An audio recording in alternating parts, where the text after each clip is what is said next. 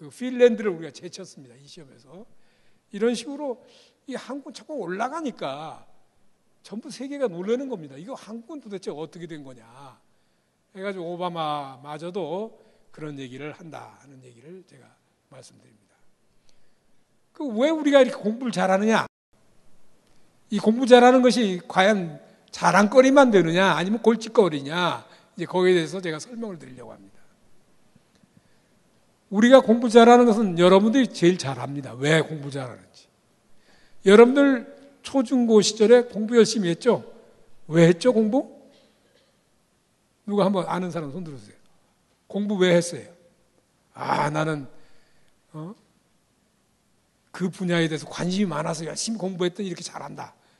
그렇게 했어요? 아니면 딴 생각으로 공부 열심히 했어요? 한번 솔직히 얘기해 보세요. 손 한번 들고. 저기 여학생 왜 그렇게 공부 열심히 했어? 여기 학생 나 쳐다보고 있느냐? 네. 얘기해 보세요. 그렇죠? 솔직하게 정말 대답하시네. 대학 가려고 열심히 했다. 우리나라 교육의 목표가 딱 정해져 있죠. 대학. 그 대학 들어가려고 뭐 그렇게 열심히 합니다. 엄청나죠. 특히 자기가 원하는 대학에 가려면 아주 열심히 해야 하잖아요. 열심히 안 하면 원하는 대학에 못 갑니다.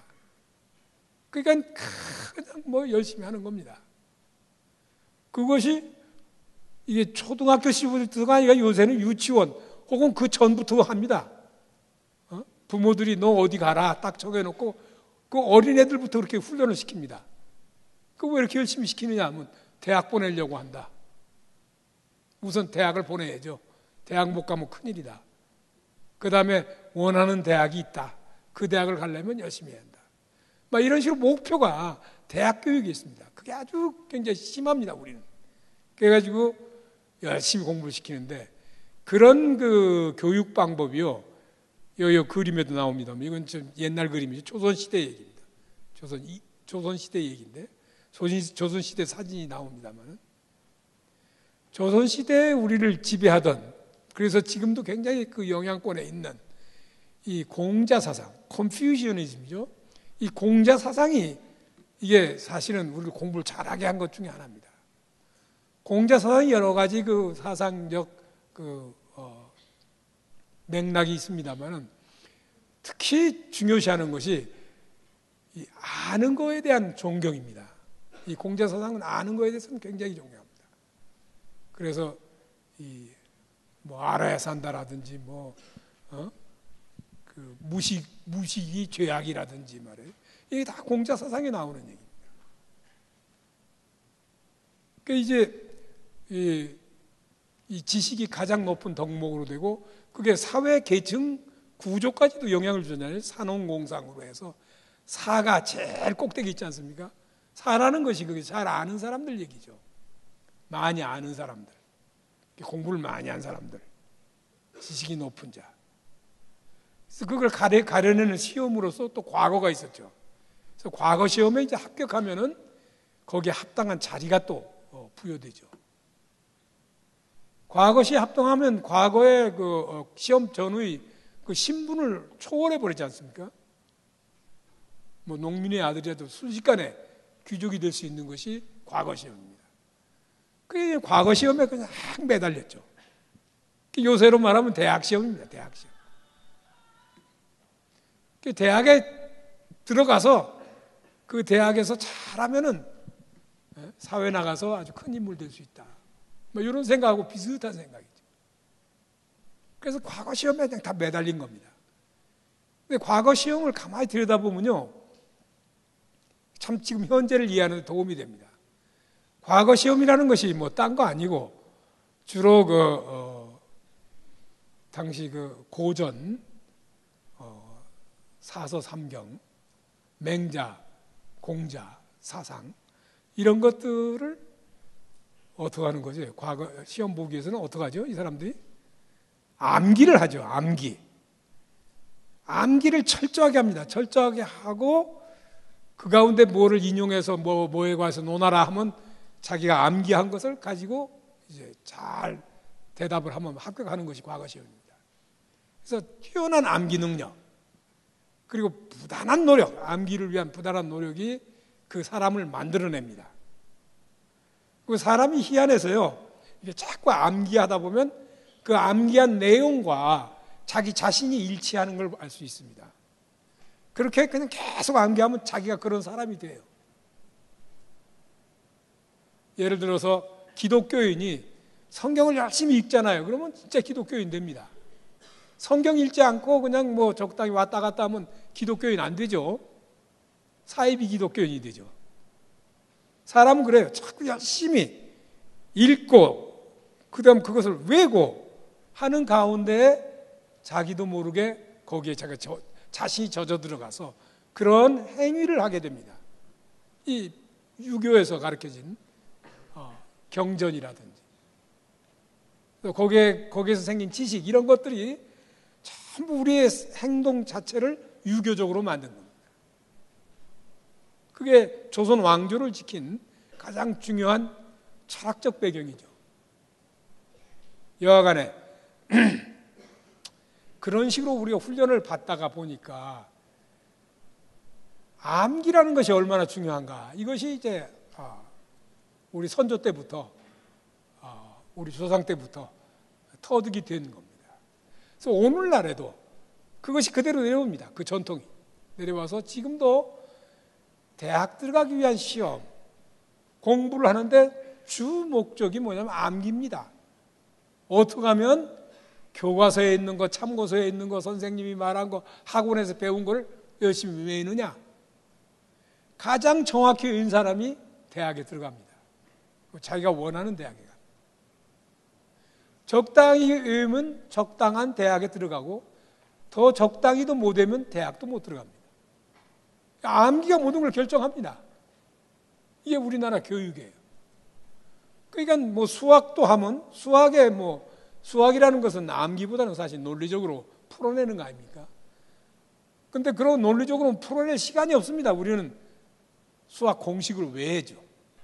그 많은 공식을 외워가지고 공식과 공식을 연결해서 문제를 풀어야죠.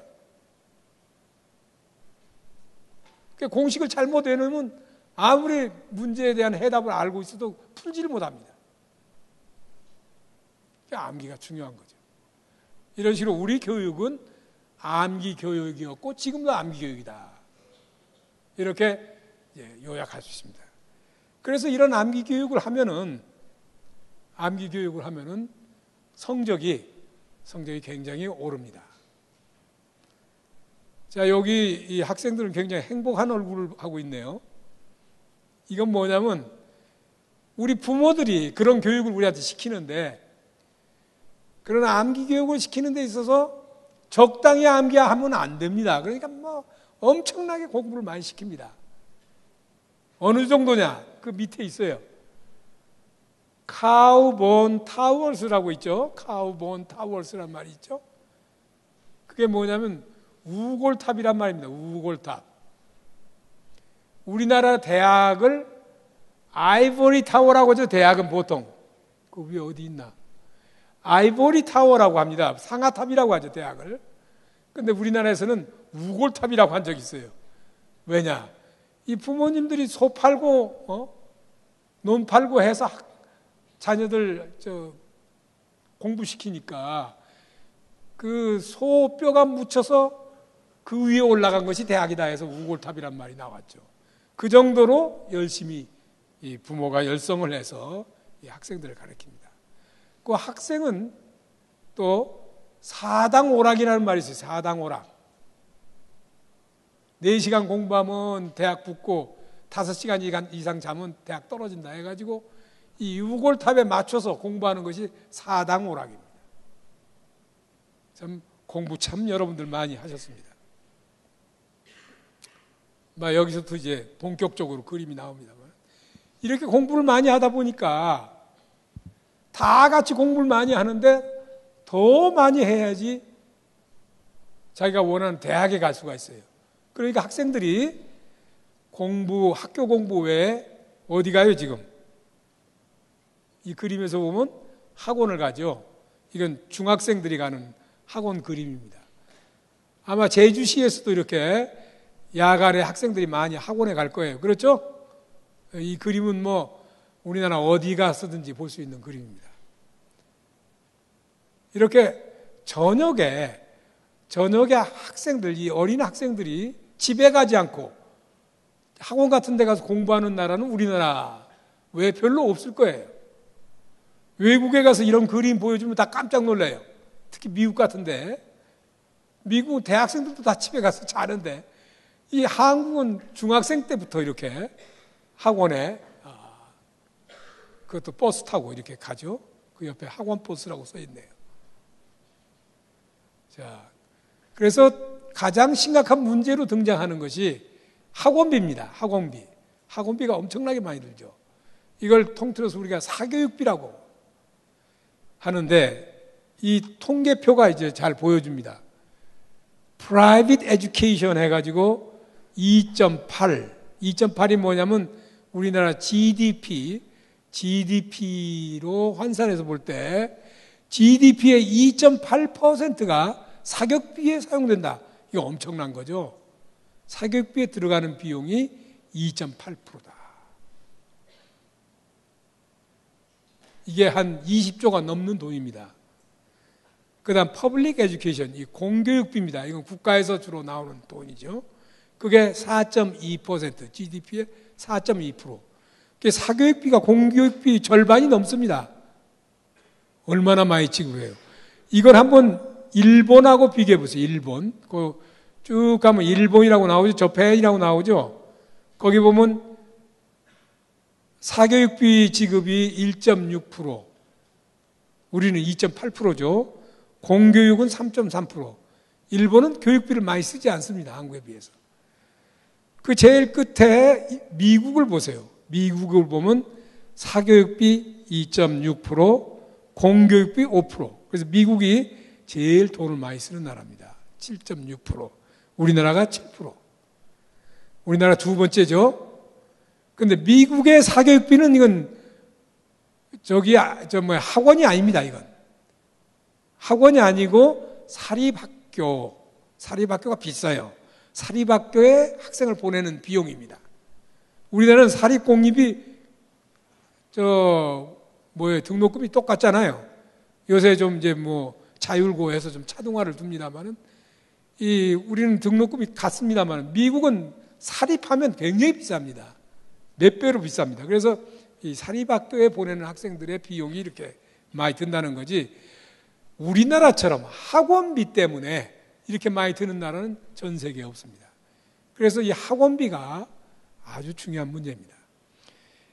이 20조 이상의 학원비가 드는데 그 중에 그 학원비 가운데 절반 이상 차지하는 것이 뭐냐? 어디에 그렇게 돈이 많이 들어가요? 학원비 중에도. 어느 과목에 돈이 많이 들죠? 예? 어디에? 어디?